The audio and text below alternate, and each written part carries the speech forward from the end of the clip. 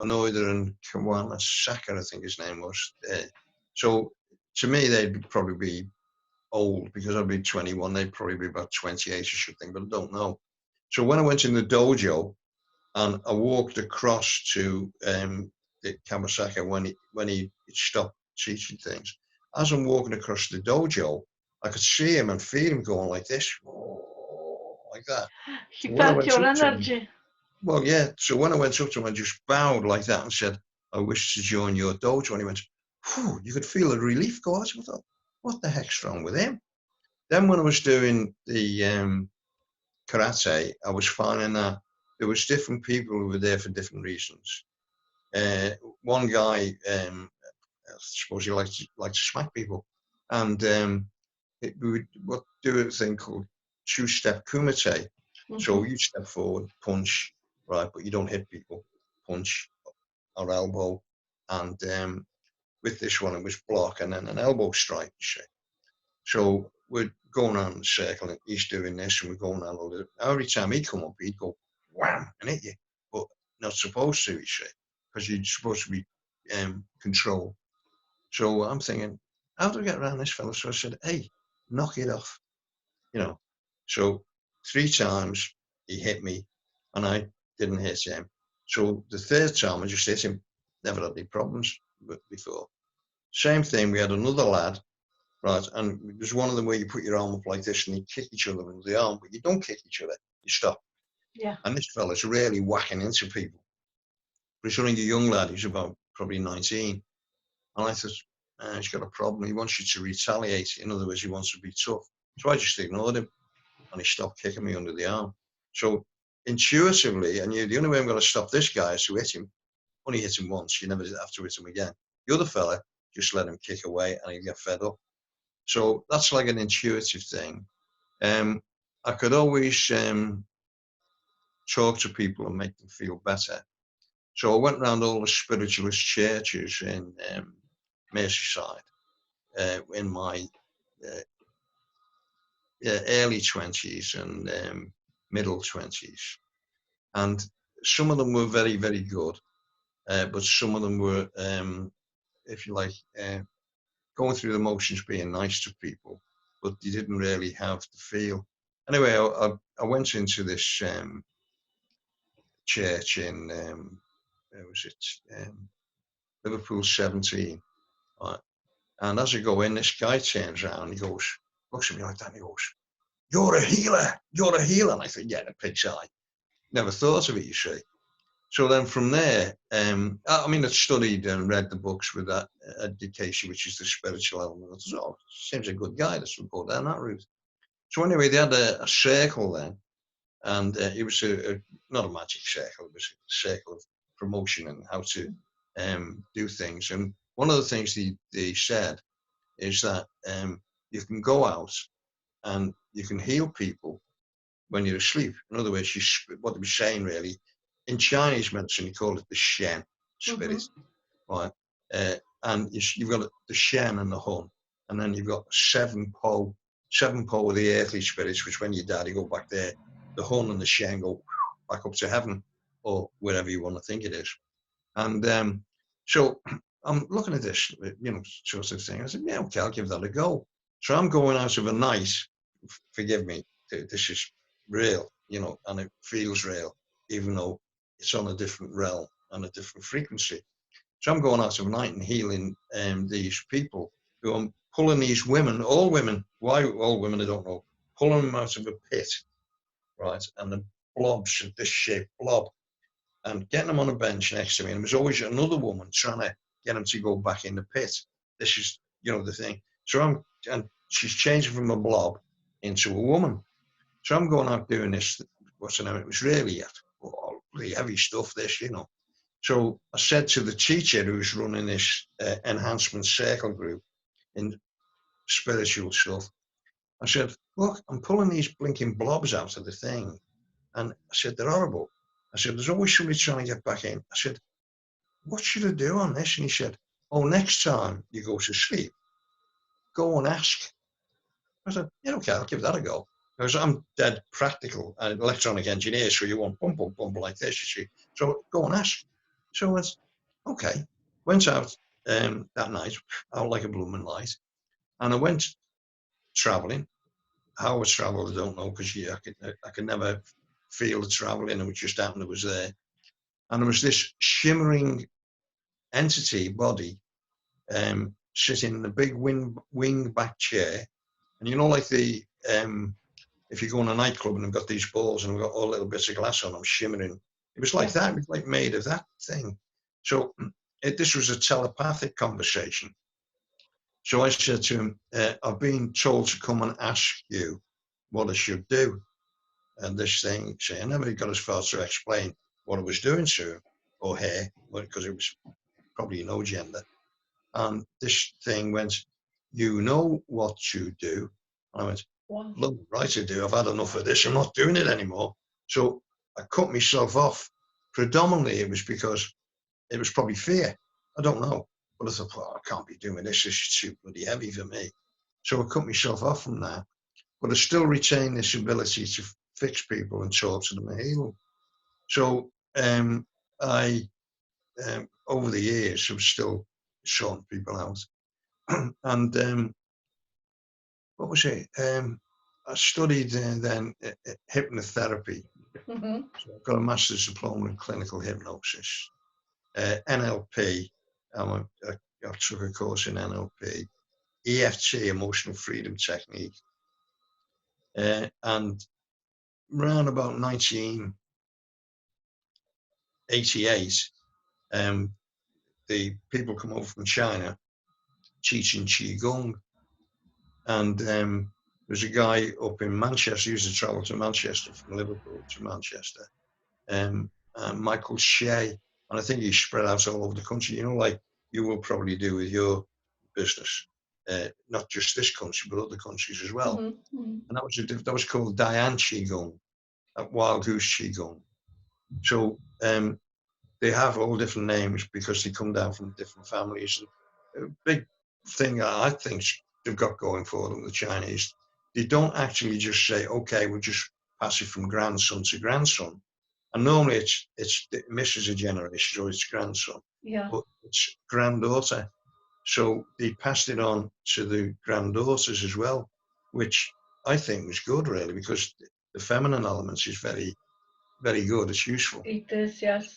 Yeah. So then what happened after that, there was a girl come over from China again, after, you know, this Tiananmen Square thing. Quite a few of them said, we've had enough of this plumbing thing. Mm. And that was probably about 1990-ish, I think.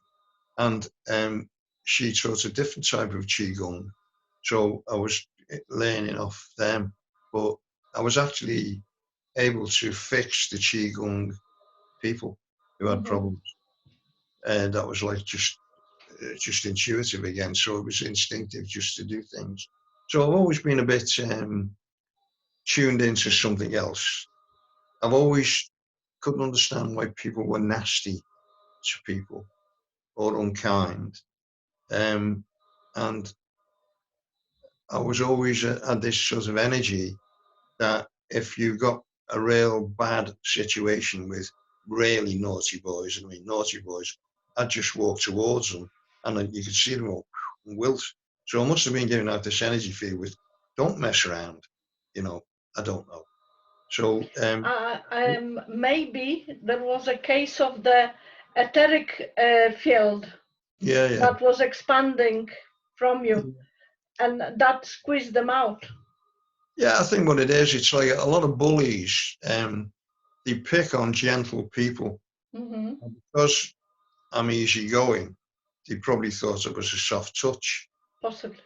Well, possibly, yeah. So I just walked towards them and you could see them wilt. And I didn't do anything or say anything. Mm-hmm. Just happened. So I've always had this energetic field. I think I suppressed it when I had these blobby things, because about 13 years after that, so I'd probably be in my 30s then, yeah, 13 years after that, I'm in the library looking through the aesthetic stuff, and there's a book written by a nun, and she's drawn exactly these pictures, the same as I'd been taken out of this pit.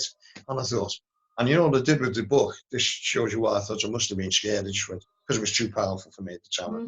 I shut the book. Should have bought the book and read the blooming thing, but I didn't.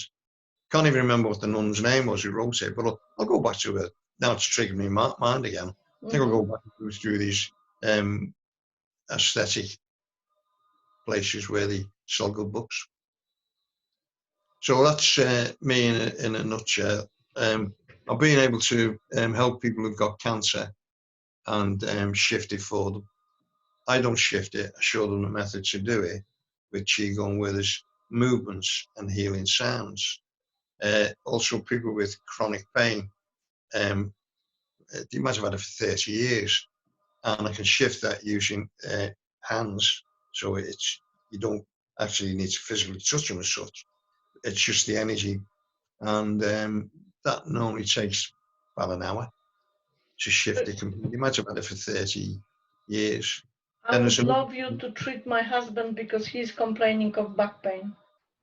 Oh, it's fine. The only thing being is that the normal thing with that is I have to come up and do it. You're close to them and you're using energy and dragging it. What you do is, this is my own idea anyway. With chakras, you've heard of chakras, yeah? Yes, yeah. Well, if you see them on the pictures, they're doing this, aren't they? Right. Well, really, this one here, top of your head, Bei Hui, meeting of 100 roads. You know, that's the Chinese version of it here. So this point here is like a big funnel for heavenly energy. Yes. And if you don't believe in heaven, it doesn't matter because it's still there. So who cares? Right. Then you've got this chakra. Now this chakra here goes front and back. So you've got like a funnel. Right. So it's like a whirly thing, but like it's a vortex. So and then your throat chakra, heart chakra, your yellow cord, your lower dantian, and then your base one. Now, all got different purposes and different colours. The only two that are funneled one way are the one on your head and the one in your backside, if you like, going to the ground. All the others have got an opening this way and an opening that way. So this is something I've just done intuitively, so I pass it on. If they've got a problem, I put my hand on the back of the chakra and pull the blooming energy out, which is causing the problem. Could be for donkey's years, and bin it. And you do that a few times till you feel as, yeah, that's it, it's gone. And then what you do then is, so nothing can get back in that's going to bug them. In other words, it's not going to fly around and get them again. Yeah. Seal it off and you seal it back. So you end up sealing the body in, having got shut of the rubbish out of it. So that's one technique. And that's just using palms of your hands here, you know. There's also things called sword finger, where you can actually pinpoint a place. Tiger's thing, and soaring dragon. So you've seen these dragons, and they look like this, don't they? The Chinese dragons, you know, when they see them when they've got the things going around with them. Well, that's the soaring dragon point. And what you do is use this finger and bang the energy in and absorb the rubbish to bin it. So there's different hand techniques. They call them mudras.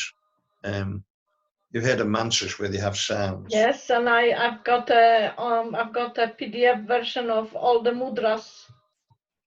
Oh, have you? Oh, yes. You've got a picture of all the mudras. I've got pictures and explanation of over 100 mudras. Brilliant! Send them to me. I'd like to look at them. See if they match up with them. I certainly will. So have they got this soaring dragon one?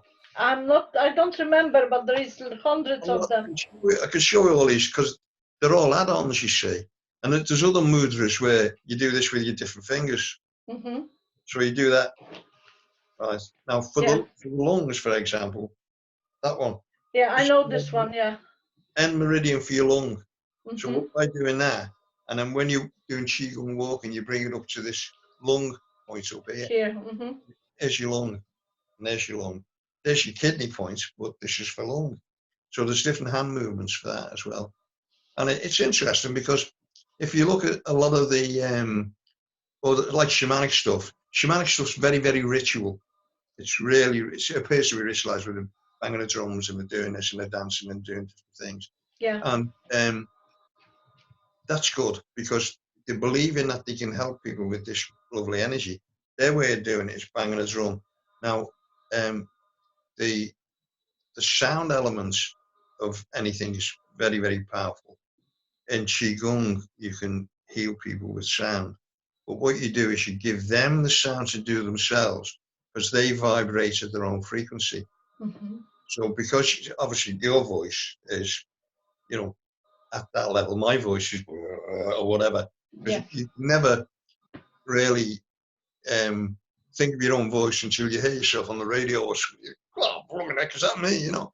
So you give people healing sounds, and it's like for migraine. People could have had migraine for 50 years, 40 years, 10 years, doesn't matter. And migraine's a real bad one. If they have bad, they've got to go and get in the dark room and lie down for days. So what actually the sound for, you can do this now, well, you know, yeah, great. And the sound is E, and it's downwards. E.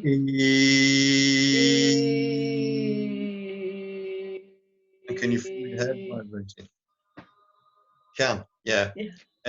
With most people who, when you give them that, they look at you like you've got 3 heads.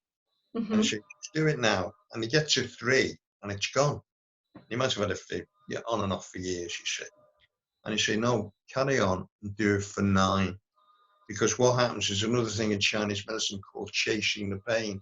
So you get shut at the thing and it goes and hides somewhere else. Like you're moving at the head and the next thing you know, you've got a pain in the shoulder. Mm-hmm. So there's lots of different techniques you use. You can use movements, hand movements. You can use tapping on the actual meridian point.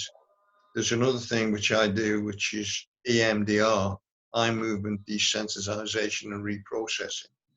But I also use a thing called a triple warmer Sanyao channel at the same time. And it goes, the fear or whatever it is. So that's, yeah, it's an interesting, because you're learning all the time. And the main thing is you fix people. Now, with your husband, what's he like on the phone, listening to things? He is difficult on the phone. Right, okay. If I give you the things to do and say to him, what's the main thing? It's the pain, is it, in the back? It's in the you know, in the middle of the back. Yeah. And I think it is because of his unusual posture and overweight now. Oh yeah, because he's had a problem with his brain, hasn't he? Which is difficult. The only thing I can suggest is that because of the lockdown, you see, everybody's frightened to touch anybody or go anywhere near them. Yeah. With this one, I don't actually touch them, but the proximity is that far away, because you've got to block it, use your other hand. Mm-hmm. So that would be a difficult one. But the other thing I can suggest is that there's a thing you can use called distance healing, where you send, I call it send the vibes out, send the energy out, whatever you want. Mm-hmm. So I could try that for that would be lovely, yes. Yeah. So what's his full name? Andre. Andre? Yes. Okay. And I know the second name. You do. Andre. Well, what I'll do is later on tonight, I'll find out do you know what his level of pain is? Does it from 0 to 10? At the moment, it's about 10. Okay. Well, when I get off this talk, I'll see if I can send vibes out, and then I'll ring you after about an hour. So ask him what the pain is, because he's going to know it. It's called a SUD scale, subjective units of distress. So in other words, what would be distressful to me possibly wouldn't be distressful for you, or the other way around. So it's an individual subjective units of distress. Yeah. So it's really 1 to 100, but if you say to somebody between 1 and 100, say 83.2, you know, something daft. So if you keep it from 1 to 10, you've got a good idea. Now, if when you're saying that to them and she close your eyes and think about it like this, that means it's not 10. It's off the Richter scale. It's well high. Okay. You've got a thingy problem. So you know really that you've got to really work on that one, because it is very, they're saying 10 because you've given them a figure. Yeah. But really, even though you're saying 10, it's well above that. If you're watching me quiver like I had one lad come in, and he was really strong young man. And, oh, crikey, he must be about, how many years ago that? Must be about 4 years ago now. Time flies when you get to my age. How old? How old I was trying to talk? I forgot. He was a really well-built lad. He comes in, he's a nurse, this guy. And I was doing some stuff in the local hospital. And he comes in, he goes, I suppose you can't do anything for me, because all of this said he takes away the problems, pain, this, that, and the other. I said, why? What's the problem? He said, I'm terrified of cars coming behind me. Oh my God. So I said, terrified of cars coming behind you? I said, do you ride, again, intuitive, like, I said, do you ride a motorbike? Yeah. I said, okay. I said, when you're riding a motorbike, I said, do you still look behind you as well as look in the mirrors? Because it's essential. If you're a bike rider, you don't just look in the bloody mirrors, you can miss it. You miss it, somebody clouds you at it. You do this, you see. So he went, oh yeah, still what? I said, right, okay. I said, well, what happened? I haven't even got to what happened then, you see, because you're giving him questions that he can answer. Yeah. Right? And then he said, I got hit from behind on the motorbike, and his leg was put in his mouth. That's how bad it was broken, like shit. I thought, oh dear. So I said, okay. I said, what's the level of fear then with this? I said, close your eyes. So he closed his eyes. And I said, look at it. And he's like that. Wow. So he said, 10. I said, oh yeah, fine, 10. I said to him then, okay, where's the car? And he went, no. I said, where's the car? Where's the car? And he went, I said, it's in your head, isn't it? No car there, is it? He's in the blinking room with me in the hospital. And he went, oh yeah. I said, would you like it to go away? Yeah. Would you like it to go away now? Yeah. And not come back? Yeah. So it could be 3 yeses. He really wants it to go. So it took me about, with him, 10 minutes. Literally from, getting the words out of that was a few minutes. Yeah. It's taking about 10 minutes to shift it. So it had gone completely. I said, close your eyes now and think about me. He can't. I said, Grace, you fixed. I said, are you happy with that? Yeah, great. So there's that kind of thing you can do by just not physically even touching them, talking them through things. And I did, predominantly, it was just a couple of acupressure points at touch to shift the blooming thing. You dread you for him.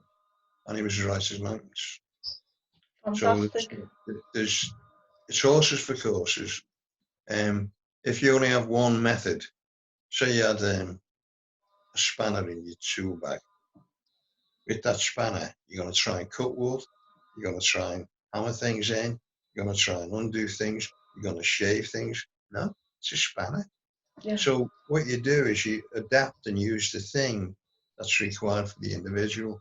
Now, it can be just simply talking to them, giving them a mantra to do, or giving them exercises to do, or a combination of both. So some people, you have to give them homework, so they reinforce that they're okay with it then. Yeah. So I think, oops, not going to be a blooming thing out of the way there. So husband, yeah, I'd like to send something out to him, and I'll ring you later on. Okay, that would be great. And because on the telephone he is not really great, because of the fact that he has lost the words. So he may hear you, but he may not be able to reply. Well, he understands the words, doesn't he? Mm-hmm. Fine. I mean, if that works, it's great. And and normally it does. There's a great reduction in the level, because with energy, universal energy, you know, God's energy. If you believe in God, great. Yes. The Chinese have a thing for it. They call it the Tao, right? Wuji means space and all this caper, and then above space and that is the Tao, which is quantum level. And they said the Tao that can be named is not the true Tao. They like that with the Chinese. If you can name it, it's beyond name. It's beyond something you can give it a word. That's very interesting. Yeah.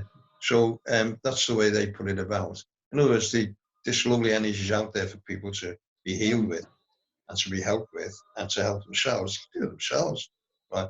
But a lot of people are blocked off because of the way they've been brought up and never been told this is this, and that is that, black is white, and white is black. And the idea of yin and yang is balancing yin and balancing yang. Yang, yes. You're out of balance and you've got too much yang, you're aggressive. And if you've got too much yin, you're, oh, okay. Oh. So but you know, sorry for that, but it's that is very true. That is very true. So therefore, if you get the right balance, you're neither too daft or too tough. You look at people and you think, well, what the hell are they being like that? And then if you can help them, help them. There's very few people you can't help.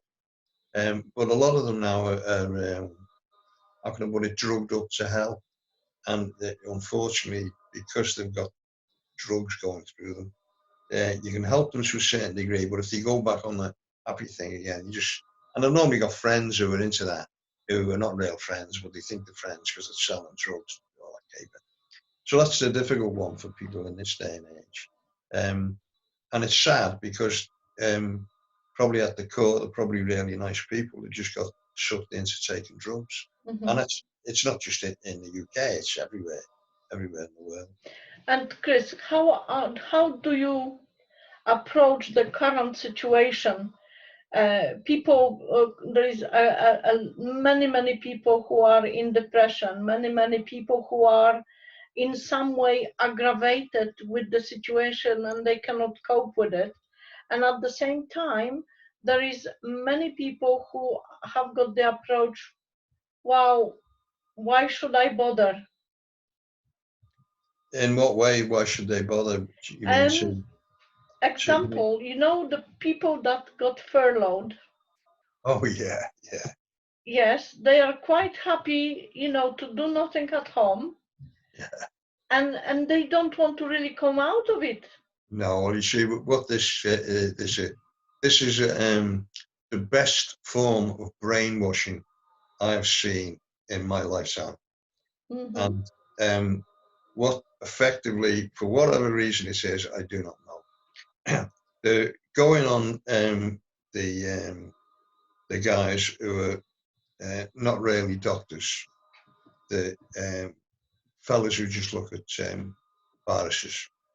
Now, with all due respect, they might know what viruses are and what they do. Doesn't everybody? Flu is a virus, been around for donkey's years. The average deaths, I think, in the UK from flu every season is about 17,000. Now, how many people have died this year of flu? You're never going to find the thing out.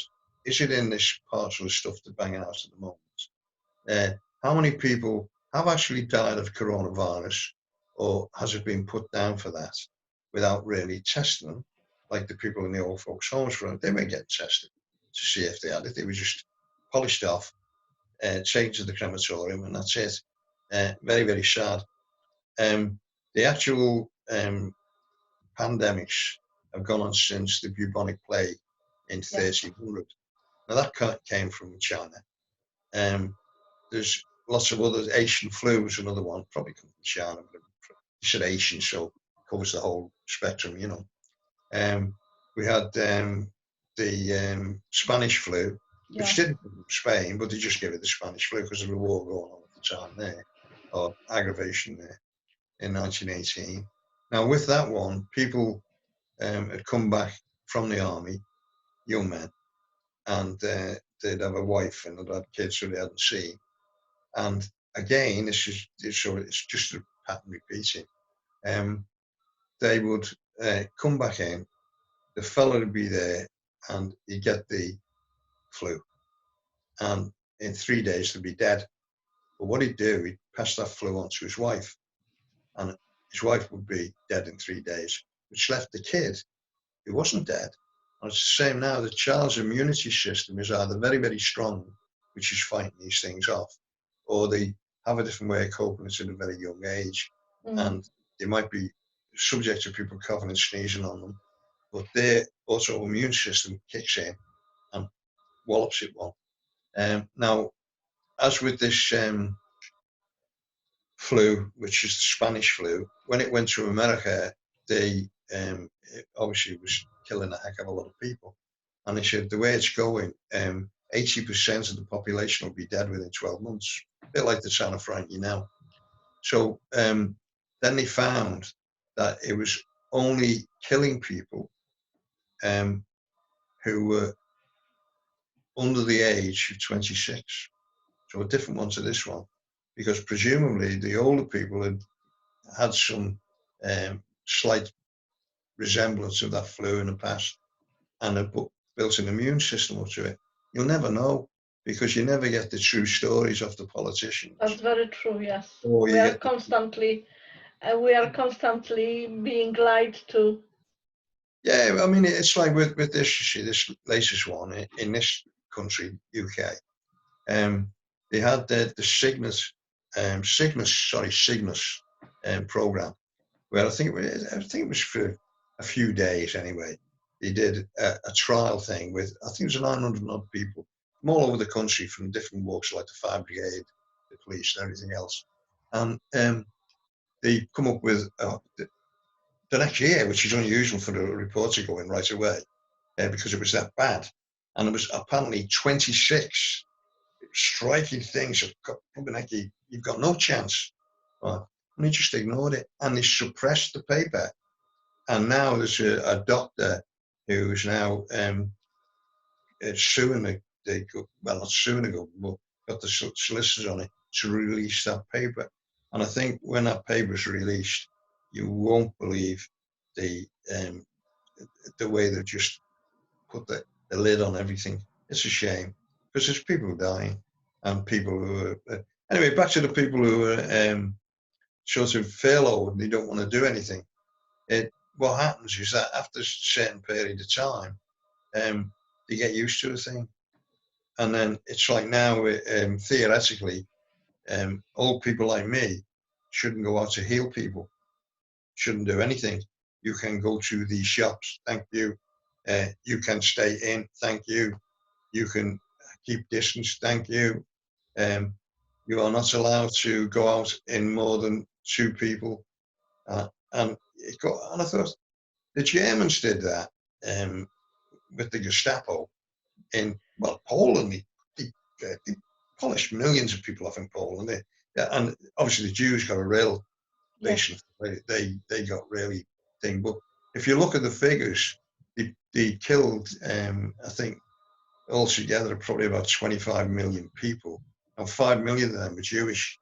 But who were the rest? They were Polish people, anybody who disagreed with this, anybody who had this. And that was like an indoctrination thing.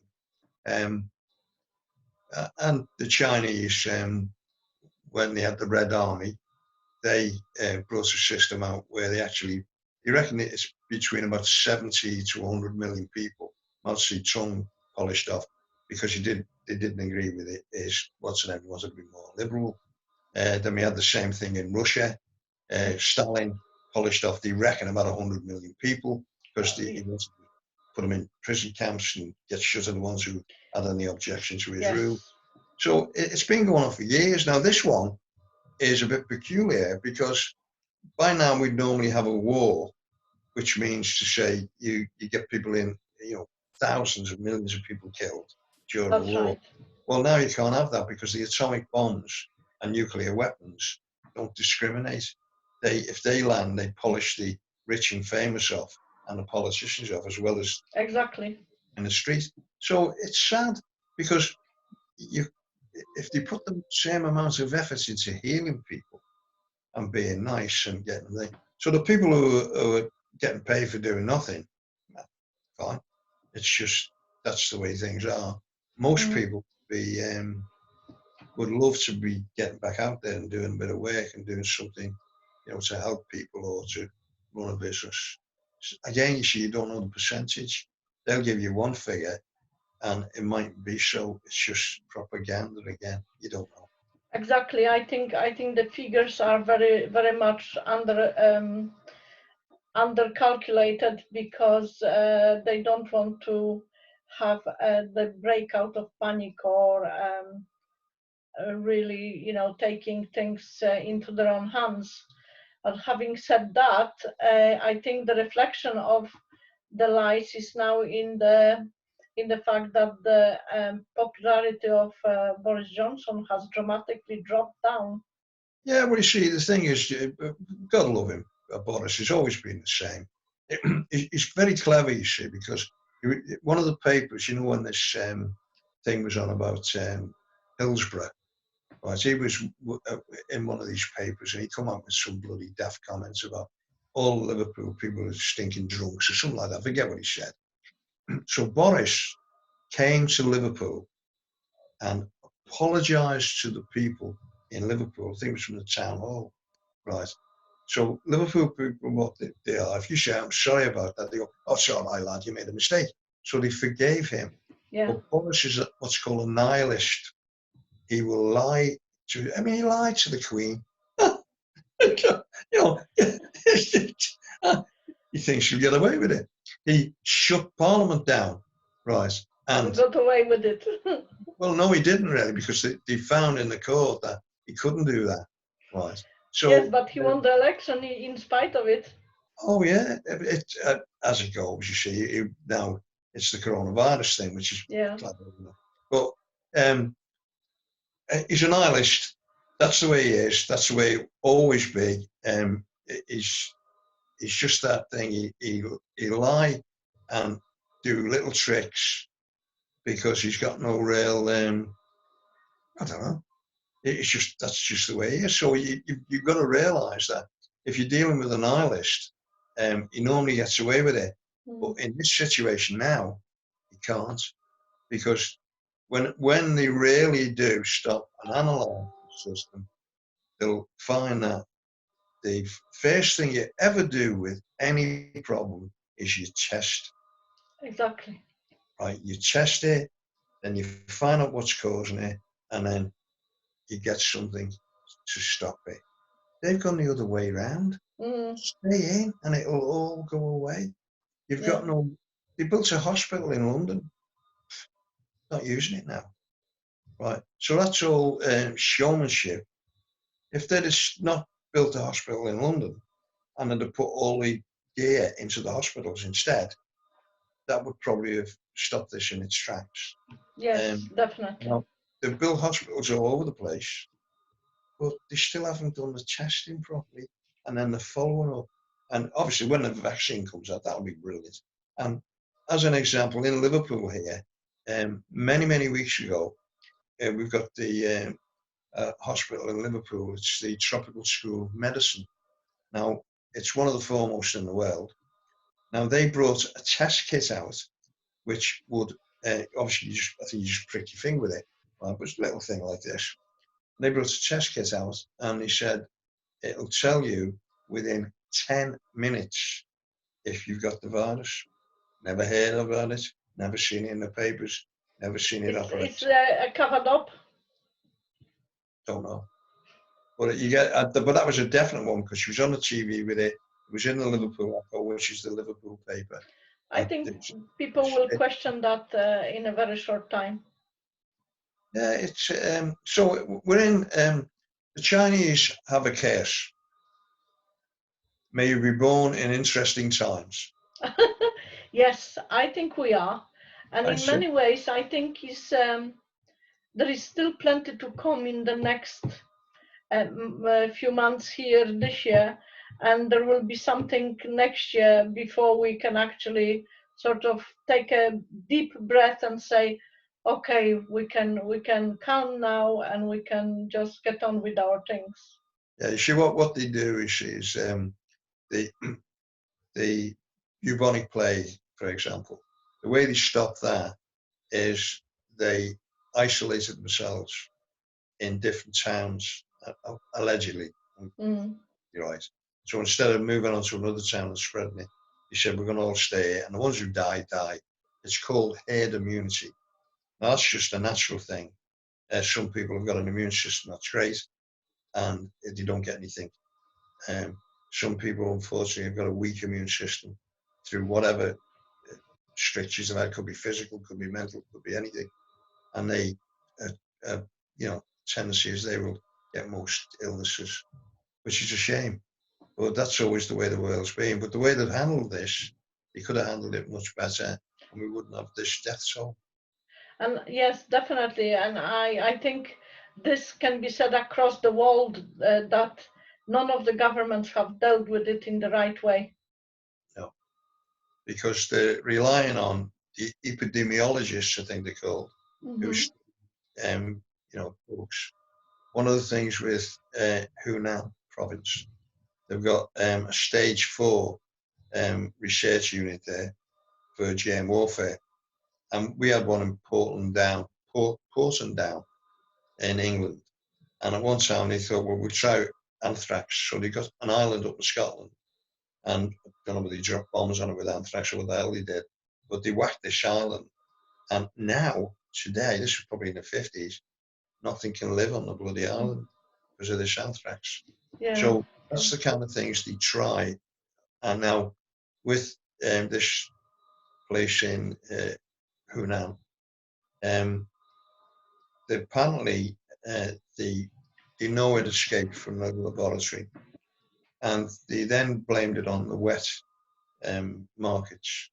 So instead of getting the World Health Organization in to check on the wet markets and check on them, they wiped out, in other words, cleansed all the wet markets. Yeah. So no one could check. So they couldn't then check, did it come from there, or did it come from them practicing on a GM warfare thing, which got out? The rest is history. Yeah. So you probably never know about that either. There's all kinds of theories going around and this, that, and the other. Exactly. Well, let's hope that we will live to the day that we can find out the truth, if we can find out the truth. Yeah, you never know you will. Yes. Chris, just touching on to your courses, okay, and your information that you are releasing. Are you still planning to do some certification, maybe courses, to pass your knowledge and your skills on to other people? Yeah, but what I'll do is I'll come when I come up with it. I'll send it to you. Mm-hmm. You critique it, because I'm what's called how can I put it, a doer, right? In other words, I'll truncate it so it's not like that, an academic thesis. It's like that, but it's practical. Now, so when I come up with a course, I'll throw it over to you, because I've seen the way you work, and you're what's called clinical. Oh, thank you. Well, yeah, you analyze the thing to blooming death, but you do it as well, which is good. So the reason I'm thinking about this now is it's needed out there. It is. It is very much so. If it's an online course, I can do it that way. I always can take films and do that. But my technical ability, as you know, is bloody rubbish. Because it probably is an age thing, and you think, well, I don't want to do that. I mean, you can learn new things all the time, but it's probably somebody like yourself who's good at the technical side of it can get it out there, and because the way I am thinking and the way I look at for instance, the facility of Zoom, and from the information that I keep getting from other people, quite a number of very successful training courses are being currently delivered through this medium. So there is a potential that perhaps, you know, when you're ready with that, we could actually maybe create a webinar or like an online training, live online training, Yeah. where people can take part and learn from you and practice whilst we are on the vision. Yeah, not a problem. The thing with that is that you probably do that in, I would say, hour sessions. You can teach them a specific thing in the hour, and then the next week another hour. Or would you say longer than that? Absolutely, it can be done. It can be done, for instance, in a day, say 3 sessions in a day, 1 hour, then a break, 1 hour, then a break, and 1 hour. Yeah. Or it can be done once a week, so they have time to practice and feedback after 1 week. One of the things being shared, the thing is, there's a simple thing with you. If you do a thing once, you think, what's that? If you do it the next time, you go, oh yeah, I recognise that, I've done it before. When you do it the third time, it goes in. It's thing. Now, there was a guy and Ebbinghaus in turn of the century, 1900, some 1800, something, and he come up with the Ebbinghaus curve of retention, and he's discovered that if you read something, you do something, and then you don't do it after 7 days, your retention is 5%. Right. I would agree with that, yes. Yeah, and then if you do it every day for 7 days, your retention is 95%. So I presume his figures were right. But the thing is, with anything in Qigong, and you're doing a healing sound, if it's just, you just, what's feeling a bit off, you do it 9 times. If you've got a major problem with an organ, you do the sound and the movements 36 times, and you would do that 2-3 times a day, and it depends on the severity of it. Yeah. So what you're doing effectively in one day, you're doing the sounds, right? Then you're doing the sounds, then you're doing the sounds, then you're doing the movements and the movements and the movements all at the same time. So it goes in. And then if you do that for, well, as many days as you like, really, till the thing clears up. So it's that kind of scenario. So you're spot on with that. I think it would be great if your skills and your knowledge has been passed on, and I would be very happy to be your student as well. Okay. Because I'm interested in everything that is alternative, which is a positive, and which is good, is what I call white magic, not. Yeah. What you see, there's things you can use that energy for bad. Don't misunderstand me. Yes, absolutely. There are people who are using the skills and knowledge for the wrong reasons. Yeah, and it's a shame. And you send bad energy out to people. But if you do that, it always comes back and bites you. Always come back, yes. So, yeah, that's fine. So I'll start doing this, putting this together. And then one of the things being now is this lockdown thing. I mean, they're doing it online is probably good. Yeah. I think because we have been given that opportunity, instead of being in the lockdown, we have the media that we can use, then we should explore that, and we should be able to use that. Yeah, that would be fine. So all it is I will compile it and I will get back to you. Fantastic. So thank you very much for this fantastic conversation. If you like this conversation, I've got it recorded on my computer. I can send it over to you, share it with you. Fine. Okay. And if you're happy with it, we can publish it on my YouTube channel. Yeah. Now, before we go off, I am really looking forward to your information, so we can get that moving forward. And why not try to do online session where you could, you could show the talent and the knowledge that you have, and let other people to sign up to your courses. That'd be good. Yeah, not a problem. Okay, fantastic. Thank you so much, Chris. At this moment in time, I can't show me healing people because you can't. It's a lockdown. No. But if you show them how to do it. But whatever we can do without the actual physical presence next to each other, that's fine.